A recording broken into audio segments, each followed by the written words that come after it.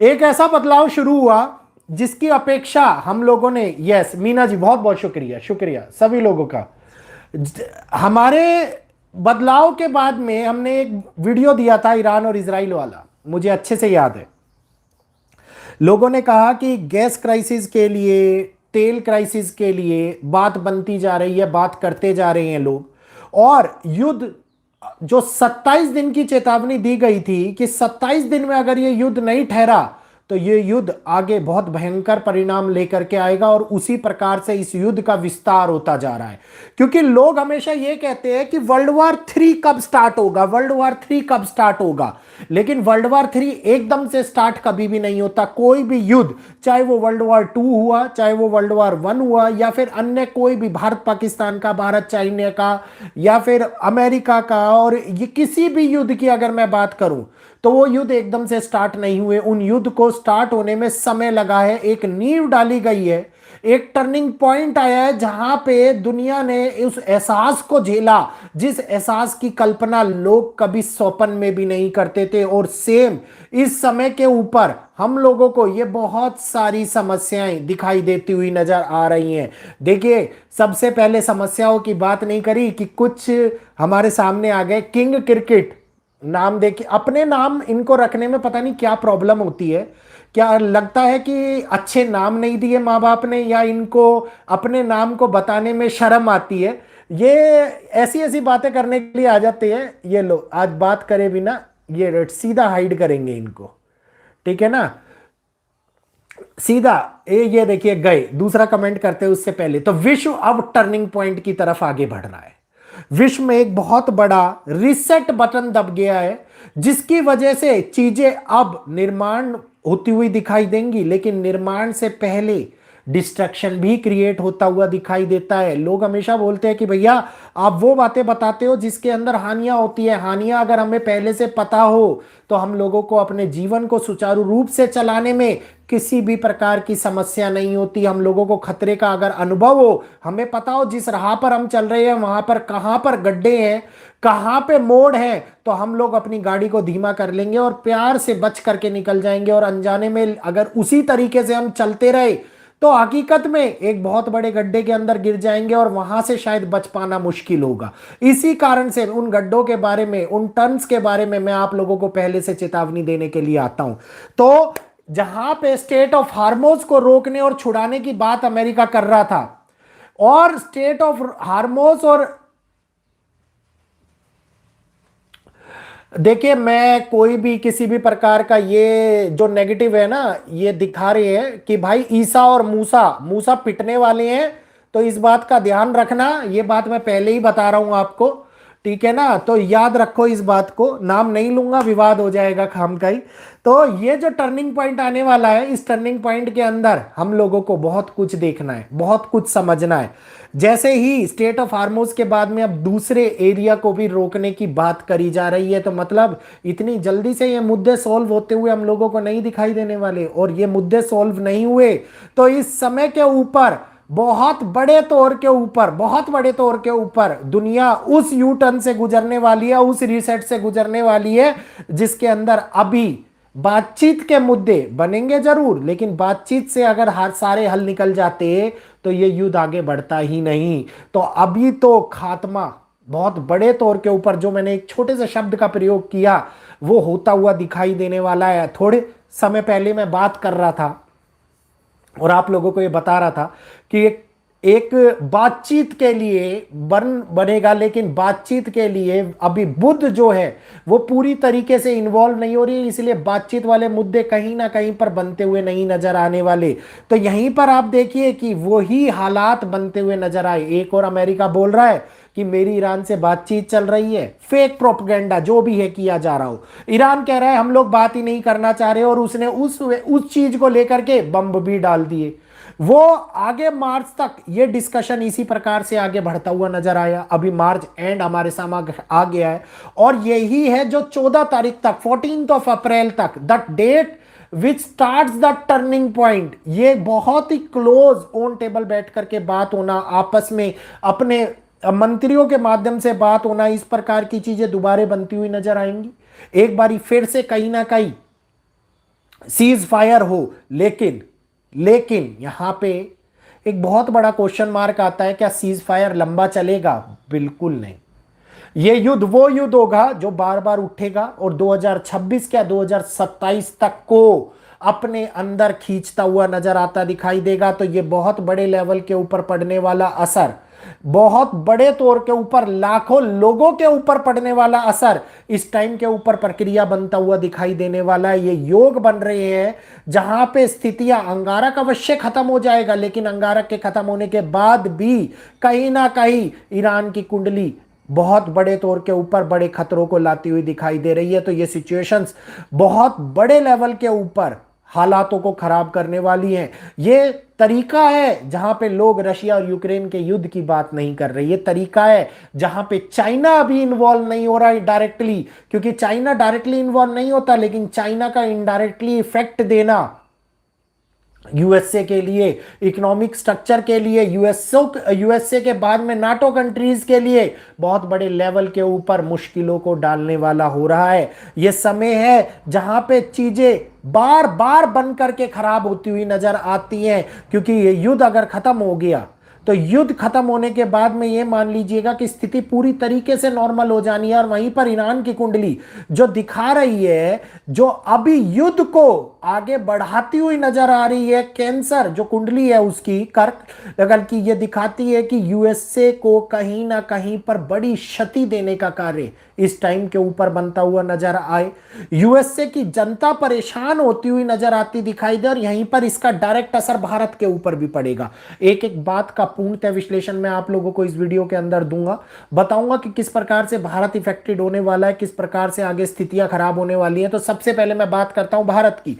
अगर मैं भारत की बात करता हूं तो ये जो टाइम पीरियड है दिखाता है कि भारत अपने आप को, अपने प्रभुत्व को बनाए रखने की कोशिश में औरों को सप्लाईज देना स्टार्ट कर दे। फॉर एन एग्जाम्पल डीजल हो गया, फॉर एन एग्जाम्पल पेट्रोल हो गया, नेचुरल गैसेस हो गई, मतलब अपने पड़ोसियों को। और यहीं पर डेफिनेटली जो भारत के पड़ोसियों का घर है, जिसमें नेपाल, श्रीलंका, बांग्लादेश, इसके साथ साथ वियतनाम, इसके साथ साथ पाकिस्तान, अफगानिस्तान, सिचुएशंस बहुत बड़े लेवल के ऊपर खराब होती हुई नजर आने वाली हैं।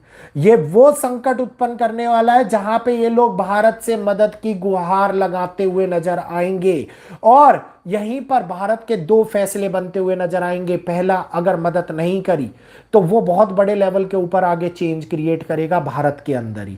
अगर मदद करी तो इसका परिणाम स्वरूप असर हम लोगों को आगे देखना पड़ेगा, जो अभी नहीं इफेक्ट करेगा।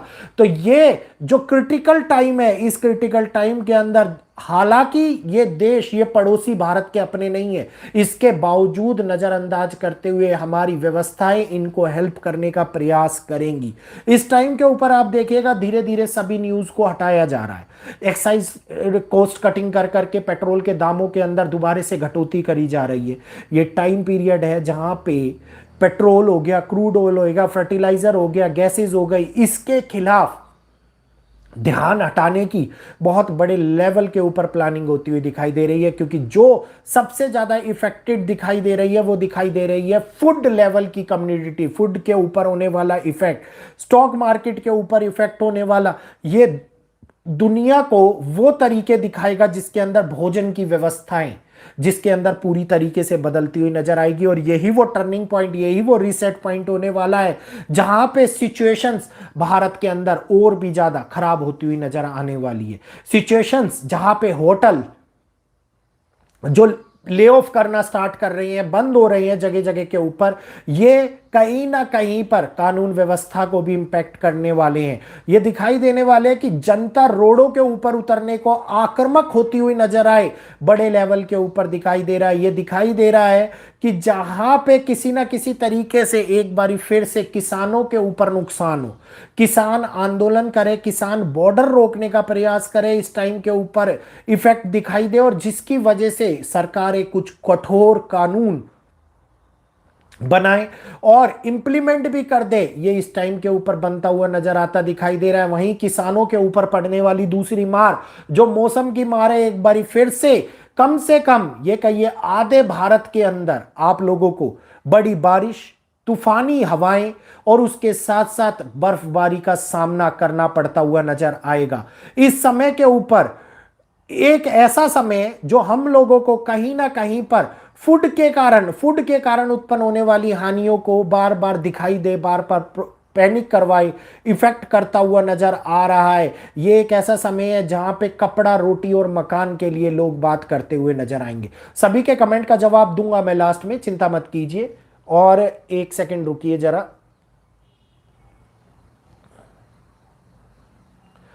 अभी भाई एक सेकंड, इनको जरा हिंदी में समझा दूं। ये बोल रहे हैं if you become a first human being in the world, नहीं ये छोड़िए, if you don't reply my word will abuse you more. मेरे भाई आपके गाली गलौज से मेरे तनिक मान भी प्रभाव नहीं पड़ने वाला, और किसी के भी गाली गलौज से मेरे तनिक मान भी प्रभाव नहीं पड़ने वाला, ठीक है ना। गाली गलौज आपके माता पिता के संस्कारों को दिखाता है कि आप किस प्रकार के संस्कार, किस प्रकार के अपने परिवार से निकल करके आए हैं, ठीक है ना। क्योंकि अगर एक अच्छी सीख बचपन में दी होगी तो कोई किसी को गलत नहीं बोलेगा, लेकिन अगर वही सीख नहीं मिली होगी ना, तो इसमें कसूर आपका नहीं है। ये कमेंट डिलीट करने से कोई फर्क नहीं पड़ेगा, देख लिया है मैंने कमेंट, ठीक है ना। और मैं हमेशा सही राह ही दिखाने वाला हूं।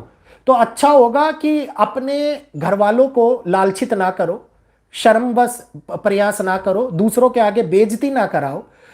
ये समय है जहां पे ये सारी चीजें भूल करके हम लोगों को एक होकर के आगे बढ़ना है। हम लोगों को भारतवासी बन करके आगे बढ़ना है। हम लोगों को माफी, मैंने बता दिया आपको क्या इफेक्ट होता है, ये किस तरीके से हम सोचते हैं। इसमें सॉरी बोलने की कोई बड़ी बात नहीं है दोस्त, क्योंकि मुझे वो फर्क नहीं पड़ता, ठीक है ना। तो इसलिए मेरे को ही नहीं, आगे भी किसी को दो ना, तो अपने परिवार को याद करो। सामने वाला यही कहता है, पता नहीं कैसे माँ बाप है इस बच्चे के, क्या सिखाया इसको, ये बीच में रोक करके, इसलिए मैंने आप लोगों को बोला, ठीक है ना। तो ये सभी के लिए है, घबराओ नहीं, आपको पॉइंट आउट किया क्योंकि आपने लिखा इसीलिए। तो इस समय में हम लोगों को ना तो बीजेपी, ना कांग्रेस, ना टीएलसी, ना सपा, किसी के बारे में नहीं सोचना।